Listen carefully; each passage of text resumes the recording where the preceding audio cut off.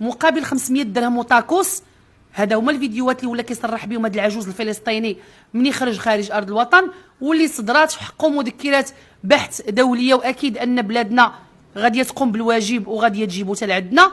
معنا خديجه العماري واللي هي ام ديال مراهقه تقريبا في العمر ديال هاد الشابات المغربيات اللي بغينا ولا كرهنا غنعتبروهم ضحايا، وغادي يدخل هادشي اللي دار العجوز الفلسطيني في الاتجار في البشر. السلام عليكم خديجه. وعليكم السلام، وتنحييك ديما توجور على المواكبه لهذه الملفات، وخصوصا البيدوفيليا، الاستغلال القاصرات، المخدرات.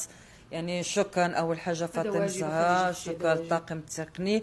الفضيحه هي ماشي هي انا ما يعني بقوه الفضائح، يعني بقات ولات كلمه فضيحه انا ما بقيتش نشوفها فضيحه قد ما تنشوفها ان هذا السيد هذا شنو بغى يوصل.